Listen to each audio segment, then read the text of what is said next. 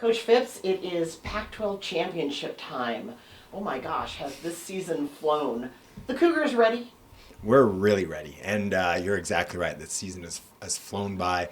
We're all excited about the Pac-12 championship, best conference meet, and arguably outside of the NCAA, maybe the best meet in the entire nation.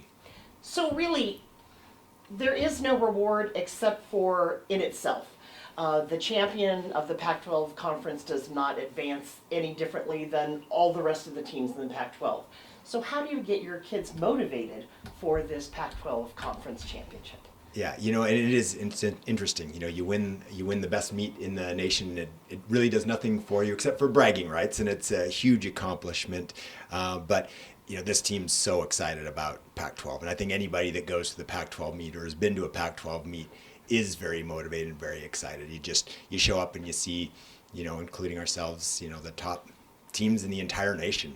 There's more ranked teams in the Pac-12 than any other conference. There's more teams in the top 10 than other conferences have ranked. So it's easy to get motivated for this one. So the Cougar men are coming into this ranked 15th nationally. Last year we finished 6th at the championships. What is your goal for the men's team on Friday? Well, I know you never want to really limit yourselves, but I think being in the top 4 would be a great goal. There's 4 teams right now in the top 10, but I view ourselves as a top 10 team, so it kind of makes sense that that's what we would shoot for. And it's not to say we're taking ourselves out of the running to finish higher, but I think a top 4 finish in this conference would be fantastic.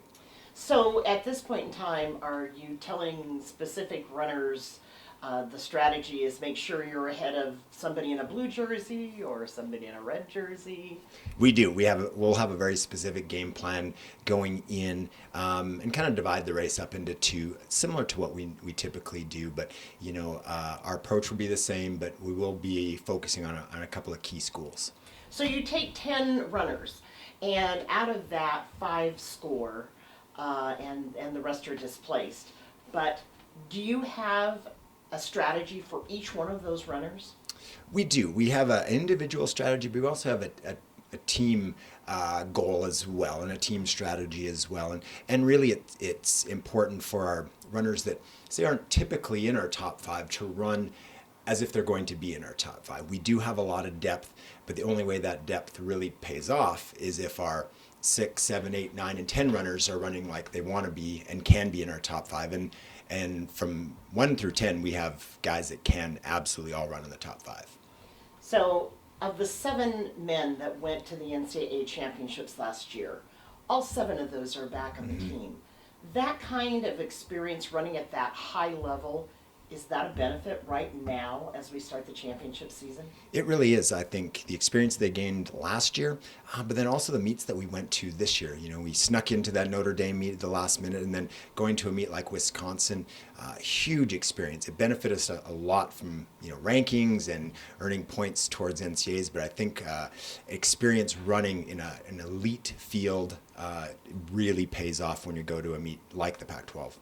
Let's talk a little bit about the women's team.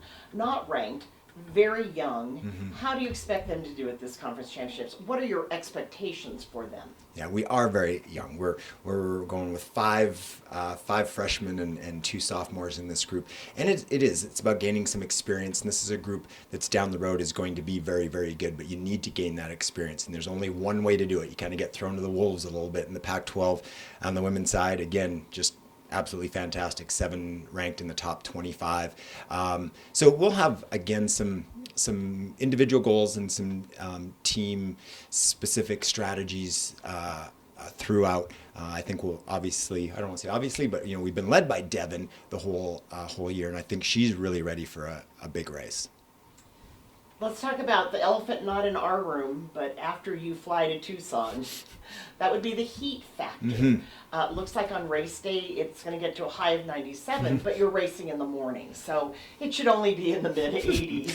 How do you prepare your student athletes for that temperature factor? Yeah, we've taken that into consideration from the moment we found out it was in Tucson, and so we've worked pretty diligently with our medical staff and our sports nutrition staff to come up with some training that we've done over the last 3 weeks to prepare us for it. A lot of it they haven't enjoyed very much, but hopefully it all pays off in the end. And then we have designed a pre-cooling protocol, and we're as prepared as you possibly could be for really any type of weather. And in this case, we're pretty much guaranteed it's going to be hot and dry.